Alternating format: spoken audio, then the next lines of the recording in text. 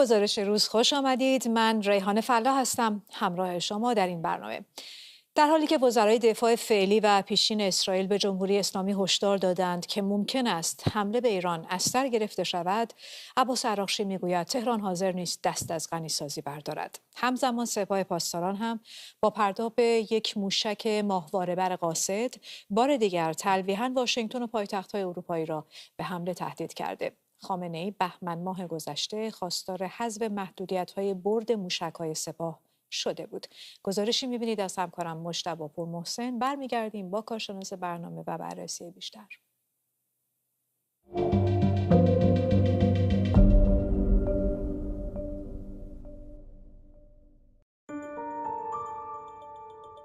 بازی خطرناک خامنه‌ای با دم شیر از بیابان‌های شاهرود، پرتاب موشک ماهواره‌بر قاصد همزمان با افزایش تهدیدهای جهانی، هشدار ترامپ به حمله نظامی مجدد به تأسیسات هسته‌ای ایران و تهدید وزیر دفاع پیشین اسرائیل به از سرگیری جنگ.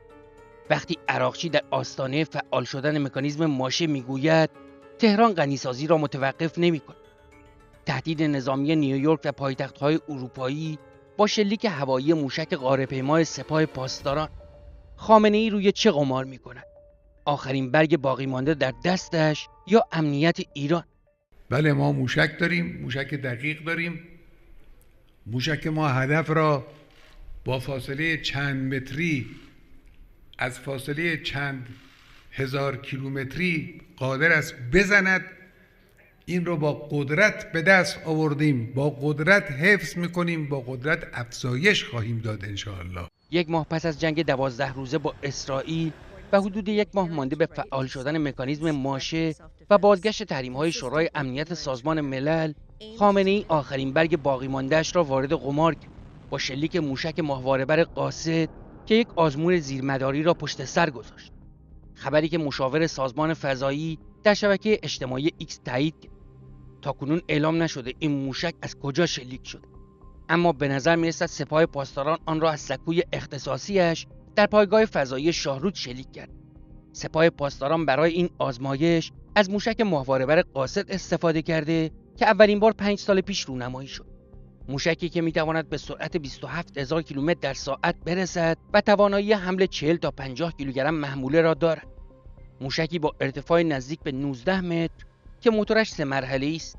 مرحله اول آن در واقع همان موشک بالستیک قدر است با پیشران سوخت مایع و مرحله دومش موتور سوخت جامد سلمان و سومین مرحله هم یک موتور ناشناخته سوخت جامد دیگر، احتمالاً موتور سوخت جامد کامپوزیتی رافع که مهمترین ویژگیش قابلیت بردار متحرک است که قدرت مانور بیشتری به موشک میدهد. قاصد را از خانواده موشک قائم 100 میداند. این دومین موشکی به نسبت پیشرفته تر است که جمهوری اسلامی پاییز سال 1401 با آن ماهواره ثریا را به مدار زمین پرتاب کرد. همان موقع روزنامه‌های وابسته به حکومت گفتند جمهوری اسلامی حالا می‌تواند در عرض 30 ثانیه موشک‌هایش را به نیویورک برساند. یک کارشناس نزدیک به سپاه پاسداران هم صراحتاً گفت موشک قائم 100 به راحتی می‌تواند به موشک قاره‌پیما و نظامی تبدیل شود. شهریور ماه سال گذشته هم وزارت دفاع ماهواره چمران یک را از پایگاه فضایی امام خمینی در سمنان با موشک قائم 100 به مدار زمین فرستاد. موشکی با قدرت حمل بار 80 کیلوگرم که در نمونه جدیدش با چند تحقیق فنی عملاً به موشکی قاره‌پیما تبدیل شد که میتواند در سر جنگیش کلاهک هسته‌ای حمل کند. در تست اخیر اما از موشک قاصد استفاده شده که نمونه‌ای قدیمی‌تر از قائم 100 است. موشک‌هایی به نام ماهواره‌بر که کارکردشان در واقع نظامی است. حتی همین قاصد که به نوشته یک حساب کاربری متخصص امور نظامی به راحتی میتواند با تغییراتی اندک به موشک قاره‌پیما تبدیل شود. بر اساس قطعنامه 2231 شورای امنیت سازمان ملل، جمهوری اسلامی حق ندارد سراغ موشک‌های قاره‌پیما برود، اما تهران سعی می‌کند در پوشش موشک ماهواره‌بر این برنامه را پیش ببرد. از زمان شهید مقدم دنبال می‌کردیم و الحمدلله به نتیجه رسید که دیگه این 3 مرحله‌ای که موشک ماهواره‌بر ما طی می‌کنه. یک کارشناس نزدیک به سپاه پاسداران هم دوشنبه در شبکه اجتماعی ایکس آشکارا اعلام کرد که پرتاب این موشک پیغامی به کشورهای غربی است که اگر مکانیزم ماشه را فعال کنند، سپاه می‌تواند پایتخت‌های اروپایی را هدف قرار دهد. شلیک این موشک یک هفته پیش از سرگیری مذاکرات جمهوری اسلامی و 3 قدرت اروپایی تردیدی باقی نمیگذارد که تهران در تلاش است با دست خالی پشت میز مذاکره نرود. اما شواهد دیگری هم وجود دارد که نشان می‌دهد این همه داستان نیست و جمهوری اسلامی انگیزه‌های مهمتری هم برای شلیک این موشک ماهواره‌بر داشته. در سالهای گذشته فرمانده پیشین هوافضای سپاه پاسداران گفته بود تهران برد موشک‌هایش را به احترام اروپایی‌ها از 2000 کیلومتر فراتر نمی‌برد.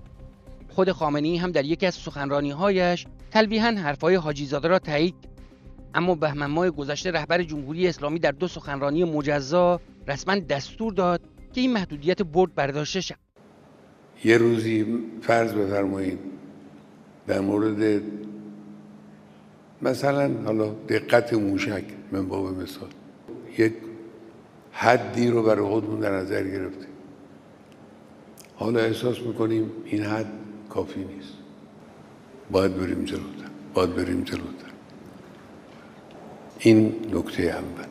تابستان گذشته ایران اینترنشنال در گزارشی اختصاصی فاش کرد تهران برنامه 3 مرحله‌ای را برای ساخت سلاح هسته‌ای تدوین کرد. رکن اول این برنامه دادن اختیار کامل به سپند بود که رئیسی یک هفته پیش از مرگ دستورش را صادر کرد. مصوبه تشکیل سازمان مستقل سپند با ردیف بودجه مجزا، سازمان مسئول برنامه‌های خامنه‌ای برای ساخت سلاح هسته‌ای، رکن دوم و سوم آزمایش موشک‌های قاره‌پیما و از سرگیری آزمایش چاشنی‌های انفجاری. از این 3 رکن 2 بخشش آسیب جدی دید. اسرائیل در جریان عملیات نارنیا چهره‌های متخصص چاشنی‌های انفجاری در برنامه هسته‌ای نظامی جمهوری اسلامی را حذف کرد. از طرف دیگر با حمله آمریکا به 3 تأسیسات هسته‌ای ایران هم برنامه غنیسازی اورانیوم جمهوری اسلامی همانطور که عراقچی تایید کرده دست کم فعلا متوقف شد. اما به رغم خواسته آمریکا و اروپا و اسرائیل از تهران برای توقف کامل برنامه هسته‌ایش، دوشنبه شب عراقچی گفت تهران از غنیسازی دست نمی‌کشد. غنیسازی اکنون متوقف شده چون بله خسارات وارده جدی و شدید است، اما بدیهی است که ما نمیتوانیم غنیسازی را کنار بگذاریم زیرا این دستاورد دانشمندان خودمان است و حالا بیش از آن یک مسئله غرور ملی است. سخنانی که نشان داد جمهوری اسلامی همچنان پیگیر 2 رکن دیگر برنامه‌اش برای ساخت سلاح هسته‌ای است.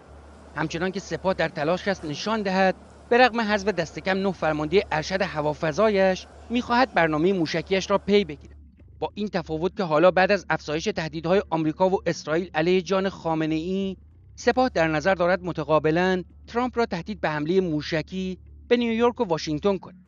آن هم در شرایطی که رئیس جمهور آمریکا دوشنبه شب در شبکه اجتماعی سوشال تروث بار دیگر جمهوری اسلامی را تهدید کرد اگر غنیسازی را از سر بگیرد دوباره به ایران حمله خواهد. سه‌شنبه هم بنی گانتز وزیر دفاع پیشین اسرائیل تاکید کرد شاید دوباره حمله به ایران از سر گرفته شود. تهدیدهای کاملا نقد در مقابل تهدیدهای نسیه سپاه و خامنه‌ای وقتی دستشان خالی است و فعلا از مجموعه امکان غنیسازی اورانیوم، چاشنی‌های انفجاری مورد استفاده در کلاهک‌های هسته‌ای و موشک‌های دوربرد فقط سومی را دارد. تنها دارایی باقی مانده برای رهبر جمهوری اسلامی که گویا همان را هم می‌خواهد به میز مذاکره ببرد تا شاید آمریکا و اروپا بترسند و از دست رفته‌هایش را به او پس دهند. جبهه مقاومت نابود شده، برنامه منهدم شده غنیسازی اورانیوم و خیال بافی‌های جاه طلبانه در سکانسی رقت‌انگیز از فیلم دیوانه‌ای که می‌خواهد از قفس بپرد. مجتبی پورمحسن، لندن. شایان سمیعی کارشناس امنیت ملی با ما هستند. جناب سمیعی، همزمان با تهدید آمریکا و اسرائیل به حمله مجدد آزمایش موشک ماهواره‌بر سپاه پاسداران رو داریم. به نظرتون این اقدام چه پیامی داره؟ با عرض ادب حضور شما بانو فلاح بسیار گرامی و مردم عزیز ایران. ببینید جمهوری اسلامی داره سعی میکنه که یک مقداری دنیا رو و کشورهای بزرگ رو به اصطلاح خودشون تهدید بکنه یا انگولک بکنه و میخواد ببینه که آیا تا چه حدی اونها مصمم هستند. به نظر من این بازی با دم شیر هست. همونجوری که جناب پورمحسن هم در گزارششون فرمودن، جمهوری اسلامی میخواد اون از دست رفته هاش رو با ترساندن کشورهای بزرگ به دست بیاره. حالا آیا این امکان پذیر هست؟ خیر. چرا؟ چون اسرائیل آمده نشون داده که جمهوری اسلامی یک ببر کاغذی بیش نیست و ایالات متحده هم نشون داده که علیرغم دوره‌های پیش که فقط رؤسای جمهور گفتمانی در زمینه حمله نظامی داشتن، عملیاتش رو هم انجام داده. پس به نظر من جمهوری اسلامی فقط و فقط میخواد یک مقداری تنش ایجاد بکنه که کشورهای اروپایی رو بترسونه، اونها مکانیزم ماشه رو فعال نکنن و از طرف دیگر امریکا رو مردد بکنه در اینه که آیا در اقدامات آتی اسرائیل همکاری بکنه یا نه، که به نظر من این جای سوال نداره. امریکا حتما از اسرائیل حمایت خواهد. خب اصلا جمهوری اسلامی الان تو موقعیتی هستش که بخواد از قابلیت موشکی برای مثال به عنوان یک ابزار فشار برای مذاکره پیش رو با اروپایی‌ها استفاده کنه؟ به نظر من خیر، برای اینکه ببینید جمهوری اسلامی تنها چیزی که براش مونده گندگوییشه. جمهوری اسلامی ضمناً دروغگویی رو هم فراموش نکرده. ما اگر در نظر داشته باشیم یکی از بزرگترین دروغگویی هایی که عراقچی در مصاحبهش با فاکس نیوز انجام داد که اون هم فقط و فقط به خاطر تلطیف خاطر ترامپ بود که با فاکس نیوز مصاحبه کرد، به نظر من فقط و فقط دارن نشون میدن چون از سال 1370 تا الان اینا در راستای محو اسرائیل بودن و این عملیات موشکی رو هم میخوان نشون بدن که باز یک سری توانایی هایی دارن، در صورتی که توانایی های اونها به تقریبا نزدیک صفر رسیده. سپاس بسیار از همراهی و توضیحات شما شایان سمیعی، کارشناس امنیت ملی که از ویرجینیا در آمریکا همراه ما بودید. و ممنون از شما برای همراهی همیشگیتون با گزارش روز. این برنامه خیلی زود در یوتیوب ایران اینترنشنال موجوده، میتونید که ملاحظه بفرمایید. منتظر دریافت نظراتتون هم هستیم. شب روزتون خوش.